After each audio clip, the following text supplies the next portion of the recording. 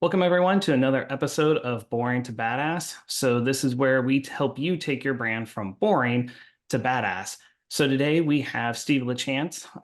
When I started this show, I knew I had to have Steve on. We've known each other for a while now, and he's an awesome guy. And two, he's a proven and experienced go to market leader, has over 20 years of experience, well versed in marketing intelligence, corporate strategy, marketing leadership.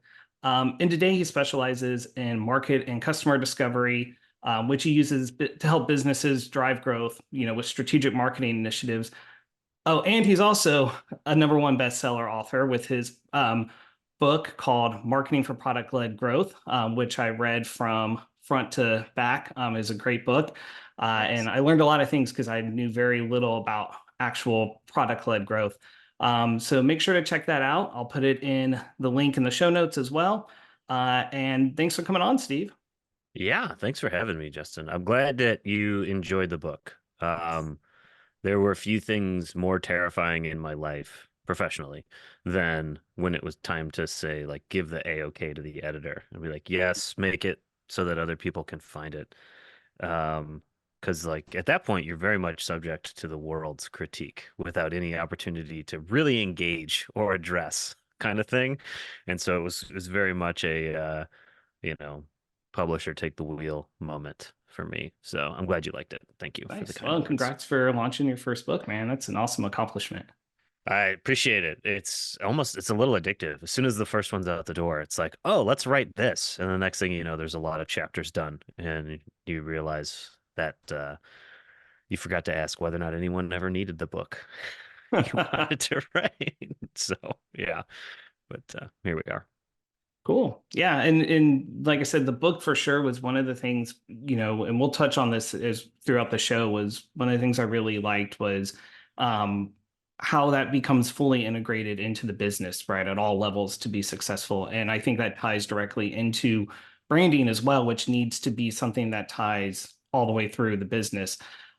So first to start real quick, for anyone who may not quite understand like what product-led growth is, like can you give just a quick overview of kind of what it is and how it starts to tie into the business overall?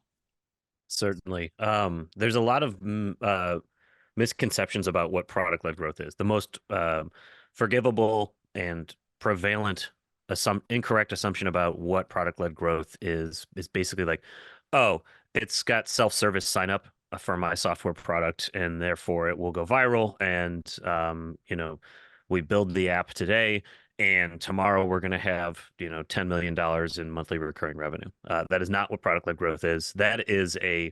Um, that'd be an awesome result from product-led growth. Don't get me wrong, that'd be a lovely thing. But product-led growth actually starts in a much simpler world, which is its core strategy is based around utilizing a product's features and the really the conversation you're having with a user without actually ever being in the room with them to drive a positive experience, an experience for them that is so conspicuously valuable for not only the problems that they solve on a daily basis, but also the problems that their peers might be solving, their bosses might be solving.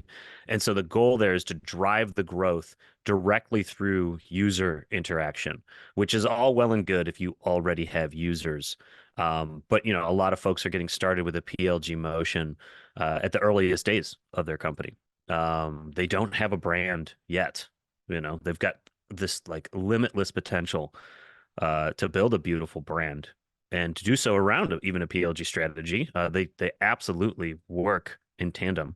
Um, I would kind of actually looking forward to actually maybe driving into that a little bit later on because both of them, whether it's brand or product-led growth, have this aim to create a strong, loyal customer base, right? Enhance the product presence within the market in a positive way, and to do so without having a sales rep right in front of the person telling them about the product. And so for PLG, it's really around, what features exist, the functionality and ease of use of the product, and is the value that the product provides conspicuous, right? One example of an inconspicuous value is sort of the age-old, nobody knows what IT does until the email stops working. It's like, well, like, IT's actually been working very hard to keep the email working, but you're not conspicuous. That's not something you're very aware of until it stops working. In the more mundane, I would say, imagine the last time you had a cold, right? You're not really aware of the value of a clear nasal passage until you've had a cold for a while. Then you get that first like, and you tell yourself you'll never take oxygen for granted again. And of course, like 2 days later, you've completely forgotten about that wonderful moment. So, Nice. did that answer your question? Yeah, I think so. Maybe. Trying to think if there's anything else, like if someone were to come into this conversation without knowing anything about product-led growth. Um, Yeah, product-led growth is like you're experiencing it as a user. You're experiencing product-led growth when someone recommends a product for you, or when you start a free trial and you enjoy the value of that product so immediately that you're like, well, I have to give this a try too. The most ubiquitous examples of that were a result of the pandemic, where everyone had to meet virtually and was suddenly trying to coordinate calendars using terrible systems, right? 4 to 5 emails to get a calendar invite, and then we had to find a meeting link in there, like that kind of deal. And then suddenly a tool that already existed, Zoom or Calendly, or now pick your favorite calendar widget app because there's a million of them. Um, that was a great opportunity for there to be product market fit. Like there's a need that everyday people need to solve, not just the CTOs of the Fortune 500, an abundance of potential users, everybody in the earth who needed to conduct business, a lateral or a bottom up adoption opportunity, right? I'm literally going to share someone I'm going to send a link to this tool that's going to solve a problem for somebody, and they're not even in my company, right? They're just click on this and schedule. How easy is that? Boom, conspicuous value experience. Oh, it says I can try this for free right now. Self-service. Of course, I'm going to have 10 meetings this week. I've now recreated myself 10 times. Virality. That's all 6 components of PLG right there, built awesome. into click here to schedule. Yeah, Pretty cool. yeah, very cool. Nice. So, How would you say that when you look at like PLG and just kind of just general brand building, like where do those intersect? Because I think there's a lot of intersections, but where do you see those intersect a lot in terms of like if I'm building a PLG strategy or even a brand strategy, where do the what I'm building essentially also then translates almost like one to one or very similar to the other? yeah. So in terms of maybe like a key activities, right? Mhm. What are we doing in PLG? What are we doing in brand?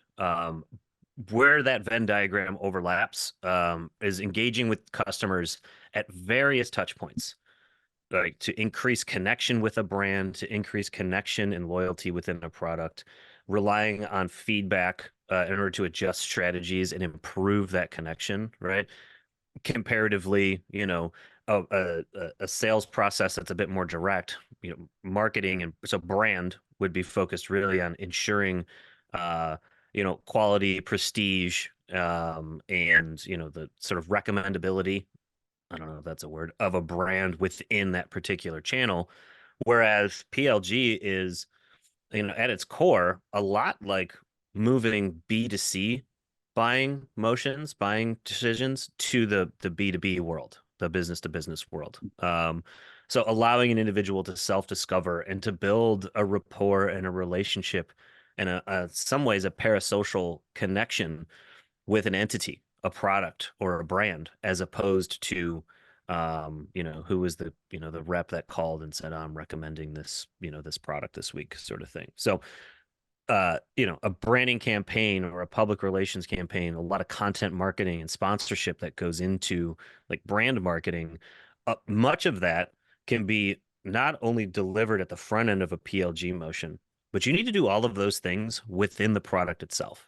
PLG, like marketing for PLG, is taking a lot of what brand work does and not just doing it out in the world, but doing it within the current user base, within the current product. Have it continuing that conversation with the user once they've actually started to deliver or use the product. Once you've crossed the hardest hurdle, which is getting them to try it.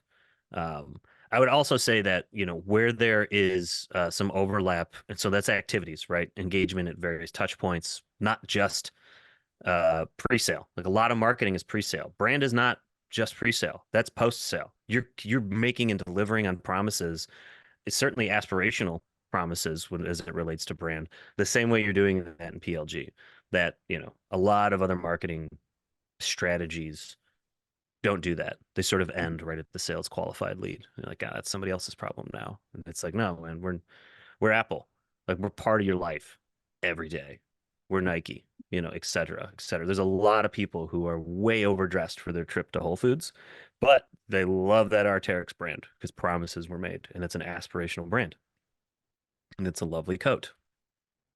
So, no, yeah, sorry, that was activities. Where I would say there's also a lot of overlap is in the kind of how we measure those success metrics. So like PLG is very tactical in its measurements, activation rate, conversion rate, retention rate, feature adoption. Don't try to take those notes, people listening. Just, I mean, check it out on the website for free. It's all on the internet. You don't need to worry about it. Whereas, in brand, we're talking about awareness, the equity of a brand itself, which lives on a balance sheet, believe it or not, customer loyalty, and market share. So customer loyalty and awareness, equity of a brand, those are all kind of nebulous. Thankfully, marketing's pretty good at measuring the nebulous. We've just sort of had to do that. So they're both tracking metrics that reflect like the health and the growth of a business as a whole, not just an aspect within the business, but how does each customer engage with our brand and our product, over time? Do they love it and tell their friends about it? Or did we fail to deliver somewhere? And now the brand's going to take a huge dive off the end of a cliff kind of thing. So we could keep Awesome. going if you'd like. There's a lot of overlap here. Yeah, for sure. And that's why I said, that's why I think Yeah. there's so much, even if a business doesn't implement like some of the product-led growth strategies, like understanding what's available and where that overlap is. Because I think, there's a lot of things to be learned from both sides, right? So if you're not much of a branding person, but you're big into product-led growth, you already are probably halfway to building and understanding how to build a great brand, and probably vice versa.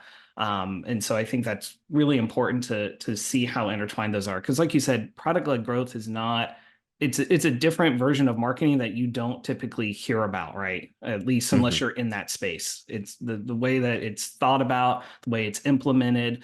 And that's one of the other things I wanted to talk to you about is, in your book, you talk about how developing like that product-led mindset requires buy-in from everyone in the organization. And branding's the same way, because if you don't have the internal branding part, then you can have great stuff where people see your brand and then they experience your service or your product and it's terrible. And essentially you've broken all the promises that you made. So it has to be built all the way through.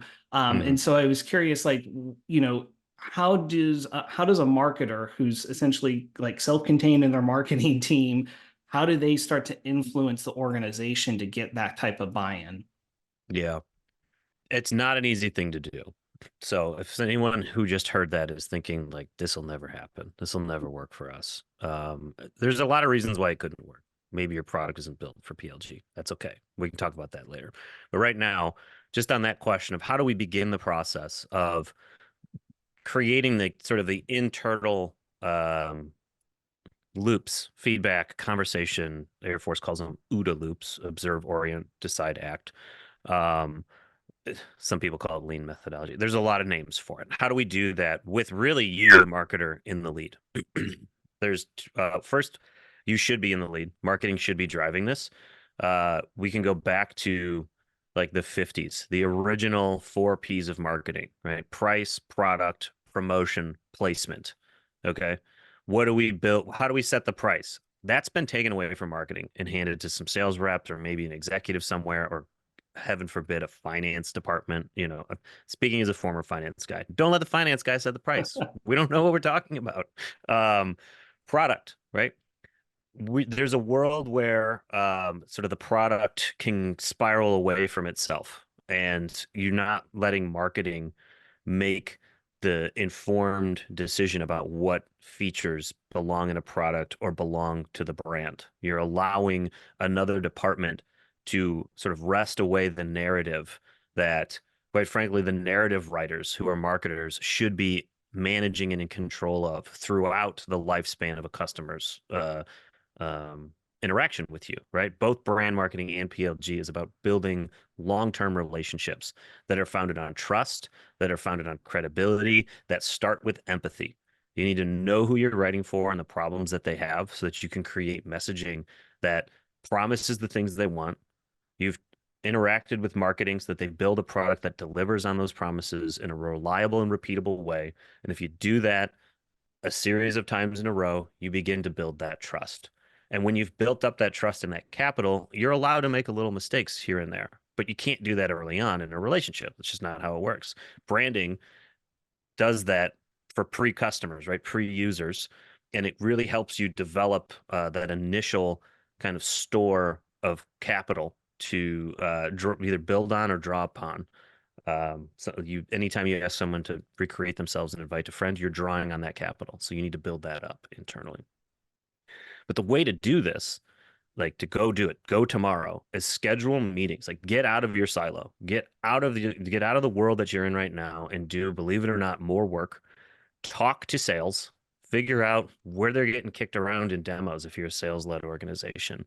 Talk to customer experience if you're getting people into a product and then they start falling off. Okay, why are they falling off? What problems do they have? Did we overpromise early on in marketing? And that's on us. So let's change that expectation so that we can meet it. And then take the same information to product. Be that facilitator of that cycle of development and internal growth for your organization. It's hard to do. It requires leadership. It requires comfortability with conflict, not in a bad way, but if we're going to go talk about how something's wrong, somebody's going to be a little annoyed by that. And you need to be comfortable with managing that conversation. And it starts with just that, a conversation. Marketing, while you're in these initial conversations, we are as much a black box to everyone else as, say, co-development might be to us. We're aware of its mechanics. We're aware of what the output is supposed to be. We're kind of okay with what the idea of what the components are, but like from input X to output Y, nobody knows that marketing equation, least of all executive leadership. um, it's why I often joke that like attribution models exist, right? One of the most valuable companies on earth, Google, is an ads attribution model. Like that's what they make money on. And so, like abandoning the idea that you'll be able to one-to-one, but instead explain the process to the value that comes from and how marketing, whether that's in a PLG motion or a brand motion, is really about multiple touch points, each one, for better or worse phrasing, capitalizing on cognitive biases within a user group to engender that parasocial and that, emotional connection with a human being so that they're more likely to trust you and give you a chance. And then you're going to deliver on that because you've already had the conversations with not only product to build that solution, but with customer success so that you can put something in the app or in the post-sale engagement to make that value conspicuous to them. It's like this happened, Were you aware of that? When you schedule, let's go back to it. Pick any app now. As soon as you start to like input new information online, you'll see little animations like, oh, confetti. You just entered your first teammate kind of thing. It's like, does that deserve real confetti? No. But I'm now aware that something valuable just happened. So that makes me love, what's the word I'm looking for here? They make the QR codes for free. Bitly. Yeah. It's like, hey, hey, all right, cool. That feels good. So yeah. That's where I would Nice. take that. So starting with those conversations, continuing those conversations is two. That's the other thing. Like this is not happening in a week. This is Yeah. not happening in a week. Um, Probably one of the more challenging things that could happen is if you get very early buy-in, you're now on the hook marketing to bring user stories and user acceptance tests to the product team so that they can fill out their calendar. Um, which believe me is something you would rather do then get the email on Friday saying we're launching this feature on Monday. What's our plan? Yeah.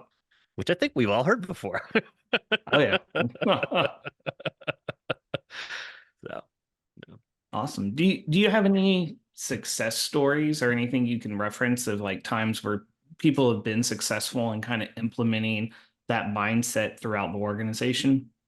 Yes, yes. So we're the group right now. It's called Entreport.ai. It's a play on report and entrepreneur. The product itself is actually like give us a business concept and let's produce for you a number of like valuable business plan report style things. Now it started off as like pretty bare bones, um only like a SWOT analysis and like, some competitive analysis, tagline, like that kind of stuff, very rudimentary. And through a series of like just and a go to market process of like go talk to entrepreneurship groups, go speak at these events, show people this. Let's put it in front of folks. Let's pay for advertising, like real traditional, starting off the ground, um, growth mechanisms. With the advent of a PLG focused marketer coming onto the team, we switched it up and actually just started having more conversations with the customers, with our target customers in the market itself, determined, who they were, how they prefer to be like thought of within their community and by their peers, the types of language that they like to have. And then we created messaging around that. But more importantly, this was all lens towards what needs to change in the product to make this more valuable to the people we genuinely want to help. And so marketing and sales reoriented to, well, assets does the product need to have so that we can then have the product team build those. In this case, it went from like 4 or 5 pretty perfunctory elements in a report to like 65 now, really highly detailed things. Like, here's your critical user profile, and here's the problems that they have. Here's how they're solving them today. Here's what they hate about that, that kind of thing. All the way to, so like that first set has to get built, and then the feedback loop is this is now going to be created. It now lives in the real world. It's in dev. Let's test it. And now we're ready to tell the world about it type situation. So it's continuing that loop of driving and building a product that human beings can use and will use to solve a real problem that they have. Better, like substantially better than what's available now. Um, I'm sure you could ask ChatGPT, give me a business plan for garlic flavored coffee, and it will do so with authority and confidence. It will do so, but it might not actually be useful, right? Yeah. So that was an example of everybody on the team saying, okay, it's gonna, you know, there's gonna be a long tail before there's some growth. We should structure that from uh, a long-term relationship. So the earliest users are still there loving it when there's 10, 50,000 of their peers also using the product with them. Nice. That's awesome. Yeah. Cool. Are Yeah. there other examples or things you can think of when it may not be like advantageous to use product-led growth? Yes. Yes. um, so the first example of that, it really comes down to um sort of who you're solving a problem for, and that's not a platitude. I mean that in a very real, like measurable and marketable way.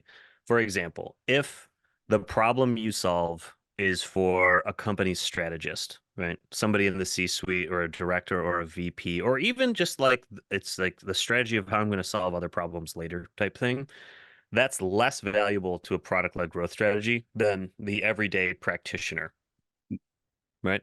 Yep. So, one, you need a lot of people to make product-led growth work. These are low price points, high volume, long-term relationship contract values, as opposed to we're going to sell, back to the example earlier in the episode. If we sell to CTOs in Mhm. the Fortune 500, there's only 500 of them. They only have a 3-year tenure at any one company, and they're solving strategic level problems. Let me tell you a real example of my real life. We founded and started and failed a cybersecurity company. That cybersecurity company was designed to help practitioners do their job on a daily basis. But in the cybersecurity world, you don't sell to the bottom rung of an organization. The actual practitioner is so far removed from the vendor selection that they're basically like hoping that their boss, the senior whoever, is influencing the decision maker Mm. appropriately. So, in that case, PLG didn't work because the buying patterns and the decision loops that the actual decision maker is going through doesn't they're not even really able to understand the conspicuous value as it's being experienced down at the practitioner Mm. level. They just want to see improved security posture, reduced cost, compliance, very nebulous high level things versus say like, patches made, vulnerabilities discovered and mitigated, spend reduced at the line item level, blah, blah, blah. So PLG does not work for the strategist. They love the output from it. Um, but you can't market to the CEO and have a PLG strategy unless it's a company of one. Um, you also PLG really only works where the market is growing. And when we say the market, we're talking about the number of individuals doing the job. So if the number of individuals doing the job is at least staying in pace with society or outpacing it overall, these are things you can look up in the Bureau of Labor Statistics, by the way, like things we've actually, are folded into a lot of these market products as well. So where it's outpacing, you're going to have a better chance because a 1% penetration in a market that's growing every year is better than having to capture more of a market every year that's in decline just so that you can maintain a user base. Mm. It, the greatest ones, though, are where you kind of create more of your own user. Let's go back to ChatGPT, for example. AI large language models took a problem that everyone solves, which is how do I write things, coherently at least the sixth grade level, which it can do.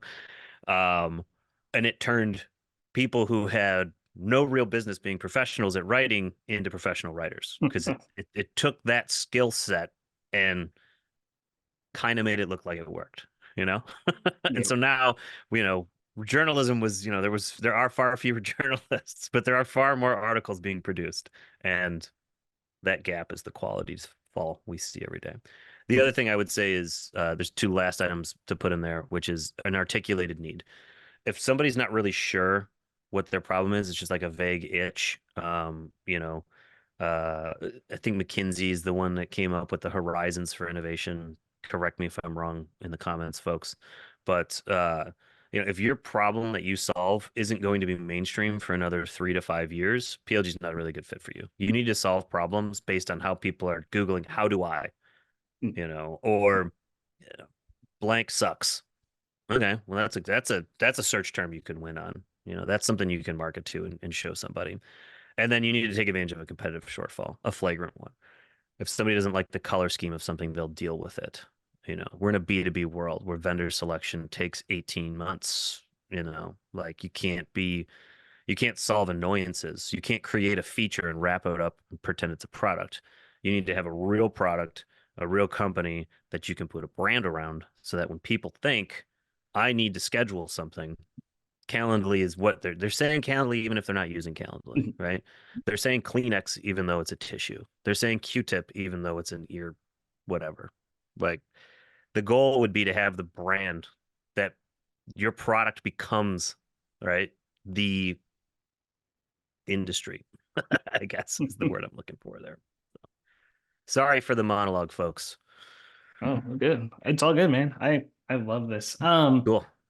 So for people who may either be skeptical or even if for people who just heard all that and go, yeah, okay, so PLG's not for our business model, what can they still take away though from that mindset and implement with in regards to the business and the brand for the business?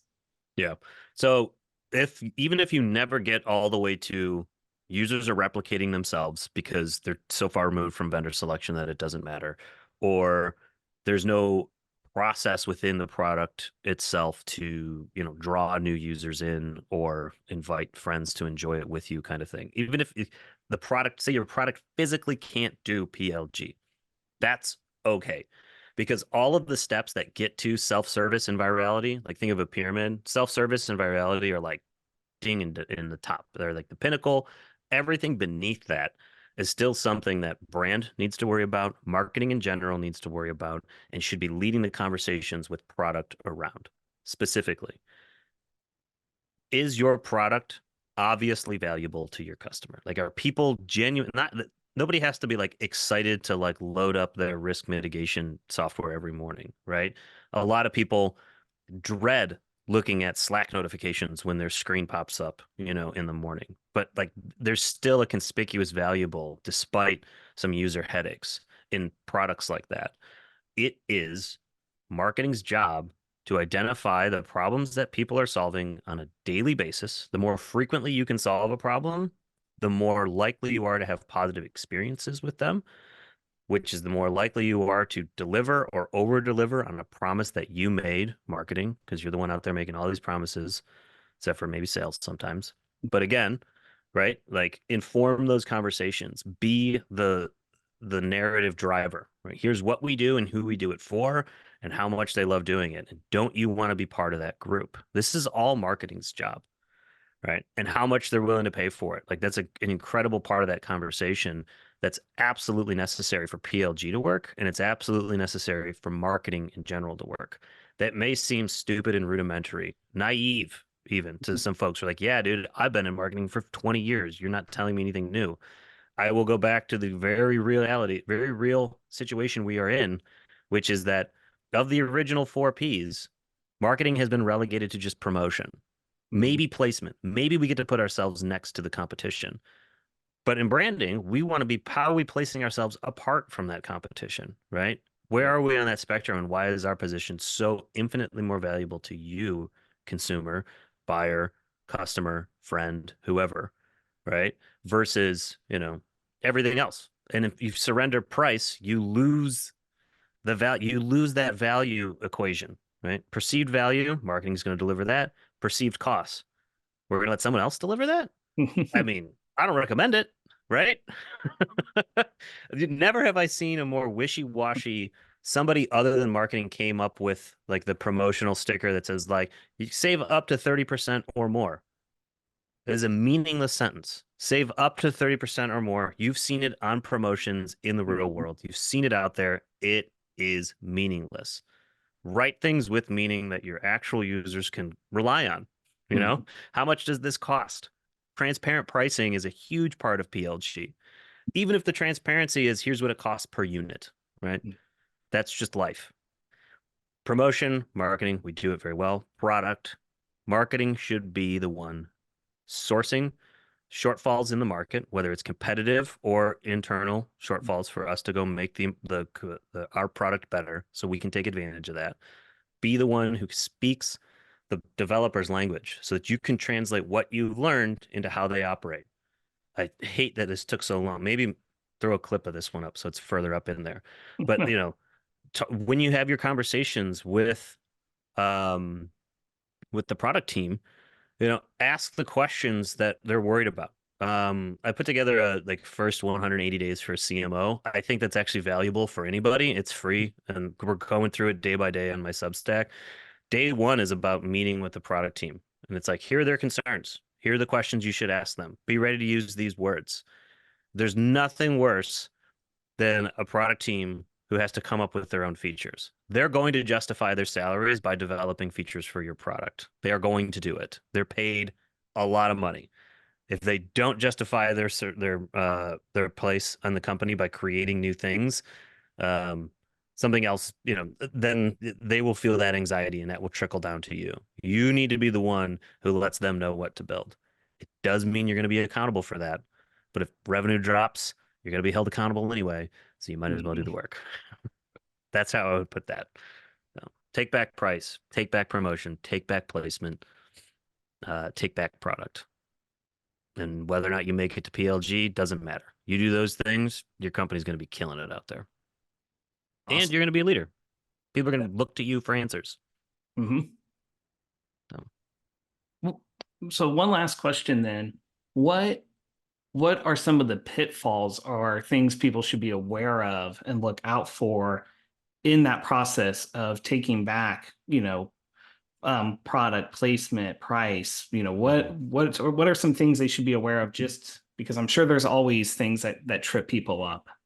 Yeah. The first thing to do is I used a lot of energy and declarative statements to say those things. You live in a real world with real relationship dynamics, real company objectives, real uh, shortcomings within your organization, and you're closer to those than I am. So be mindful of that, because one of the first pitfalls you can run into is you show up to someone, to the door, genuine, honest, happy conversation over, your favorite video chat or an email, whatever it is, and you come across like you know better than them and you're going to change the way they do things. Don't do that. Please don't do that. We're coming at this from a place of empathy. We want to understand the problems they have and how they're solving them today and how we can help them solve those things better. And if you demonstrate that empathy by knowing ahead of time, right?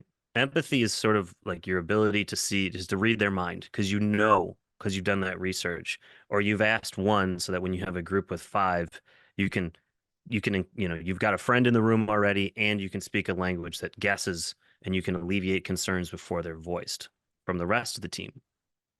So by demonstrating empathy repeatedly, you can build that credibility. And now that you have credibility, you have the opportunity to suggest changes and assume a de facto leadership role so that you can either drive towards product led growth where marketing's leading that charge, or better in line with the rest of your company's objectives. I mentioned that first 180 days as a CMO before. Whether if you're the only marketer in your company, congratulations, you're the CMO, whether you've got the title or not. If you're the only person wearing a marketing hat, even if you're the marketing specialist, you're the CMO. And it would be a good idea for you to know things like, what is your business's overall plan? How are you funded? Did private equity come in and you've got a 3 to 5 year timeline to go get return for the investors? Are you a family owned going concern where maximizing cash flows to the ownership there is what's needed? Are you in a position where marketing is going to be required to help grow the company from an FTE or an employee base, right? Marketing, certainly brand, is critical for attracting top talent to an organization. And if increasing headcount by 10% or 15%, as well as revenue by whatever horrifying metric that they came up without you in the room, because that's just kind of how it goes for marketing sometimes. If those are twin goals of the organization, recognizing that, one of the ways that you can kill both of those birds with one stone, which as an avid birder, I should probably stop using analogies like that, would be a solid, defensible, easy to love, easy to trust, easy to share product. Build that product that people love and trust and get used to. And that brand can carry in fantastic talent, uh, so long as it's true. Rumor has it Tesla's having a hard time hiring these days, Yeah. oddly enough. So Yeah. you can cut that if you want. You can blur that out into a different brand if you Yeah. want. I'm not worried about any companies. Yeah, yeah. Maybe we'll get an anger tweet from old Muskie. Yeah. Hey, there's no such thing as bad press, right? Depends, I guess. Yeah. No comment. Yep. Oh Oh, well, man. awesome, Steve. Yeah, this has been amazing. And I figured it would be. Like I said, you're an awesome guy. You super knowledgeable on this, and like I said, I think it's so intertwined in marketing and branding that regardless if you decide to go full on in on PLG, like there's so much to learn and implement that's going to improve your life as a marketer, improve the business that you work for, the brand of the business. And so, thanks for being on the show. What's the best ways for people to connect with you, learn about discernr? You have anything else you want to promote about how to connect with you? Sure, yeah. Maybe one of the better ways is to find me on LinkedIn. Just Steve LaChance. I look like this, except I don't have a hat on in the photo. Anybody listening at home, white guy with a beard. The second best way would be to head to discernr.com. discernr.com. So misspelled in true mid 20s, 2020s startup fashion. But head over there. There's a contact page. You can actually just schedule a call with me if you want to just chat about some of this stuff. Hey, I want to, argue a point. I want to challenge a point. I want to learn more about a point. Head on over that way. There's a whole bunch of free stuff to check out. I hope you do find it valuable. Um, One thing that might be worth it is drop me a line. There's 100% chance that I've written something and built a little table around whatever marketing you're doing now and moving to PLG or moving from PLG back to something else because some experiments just don't work and we need to recover what we can. And I'd be happy to share that with anybody and everybody who's interested. So either LinkedIn, Steve LaChance, or discernr.com. There's a button up there that says, talk to Steve. Just click on that. Oddly enough, it'll open up a Calendly link where then we will have a Google Meet and we'll have a conversation. So looking forward to that. Cool, awesome. And I'll make sure in the show notes, whether it's on the podcast or YouTube, there'll be links, to Discerner's website, to the book, to Steve's LinkedIn profile. So you can just click that and connect with him. And Steve posts a lot on LinkedIn, a lot of great content. So, if you're active on LinkedIn, it's a great place to get some of that knowledge from Steve every day. So Thanks, Justin. Congratulations to the listeners who found this. One of the hardest parts of podcasts in general is like finding the audience. And so if you're here listening to this and it's valuable to you, just tell a buddy because otherwise Justin's going to have to spend a lot of money to compete against NFL stars who just decided to like date Taylor Swift and dominate the podcast industry. We don't have that kind of reach. So if you could help him and me and yourself, that'd be great. Awesome. Appreciate it, Steve. You got it, man. Thank you.